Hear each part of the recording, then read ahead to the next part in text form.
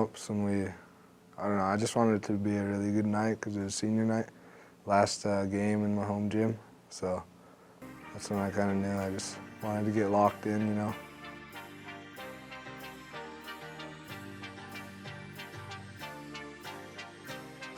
I guess like my first shot was kind of a wide open three and I missed, but I just kept shooting, so I knew if I found it, I'd just keep stroking. What did you end up shooting that night? Shooting like percentage-wise? Just from the field, yeah. It was kind of a good percentage. It wasn't, like I didn't just shoot a lot. It was like 60-something%, yeah.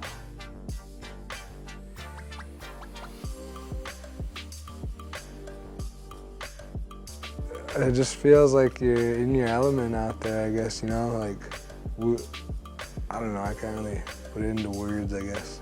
Just love for the game, you know.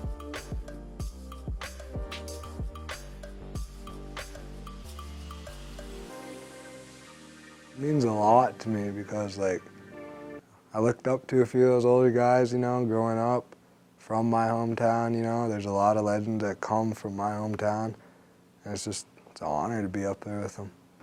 I know they look up to us, like, because I was in their situation before, looking up to, you know if you remember A.J. Long Soldier, Isaiah Martin, Grubbs Goes Ahead, all those guys, that's who I looked up to when I was like 6th grade, 5th grade, you know, just a little guy really paying attention to them. And I think a lot of young ones are in that position I was in right now with us.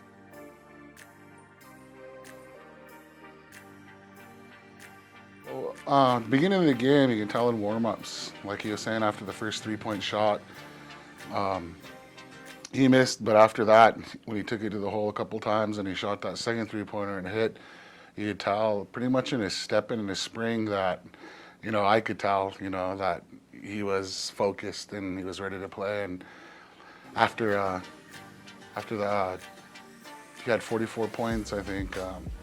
In that huddle, I told him, you know, well, when you hit 60, I'll check you out and give you a break. And he said, all right, you know, and so pretty soon I looked up at 3 quarters and he had 66, and I was just like, oh, and I didn't know the record either, because, you know, it has been broke, what, 33 years? Yeah, in 88. And, you know, the one that guy had the record, Wally Doney, he's actually from Fort Belknap. And they have him listed in Pine Hills, but he's actually from Fort Belknap, so he's exactly right. There are a bunch of good, very good basketball players that come out of Fort Belknap or that is some way connected. So, you know, like Rocky Boy and Browning and, you know, a few teams like that. They have, you know, Belknap blood in them too, so.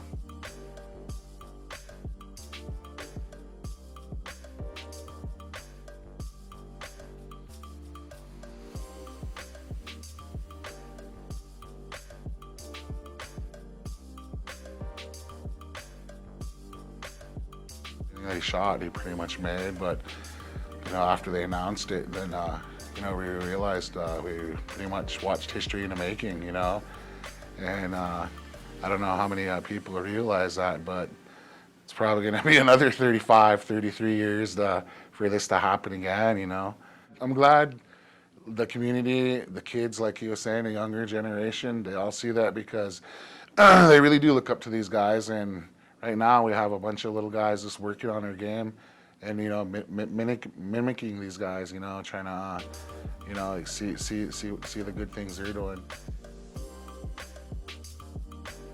You know, after a while it sinks in, you know, I think they're gonna be pretty proud because, you know, we have two guys, you know, and plus Kayla, she has ties back to Fort Belknap too, and, you know, to have 2 guys from Fort Belknap that, you know, led to scoring in Montana, you know, history, you know, that's positive, you know, it really, you know, it's a positive for Fort Belknap.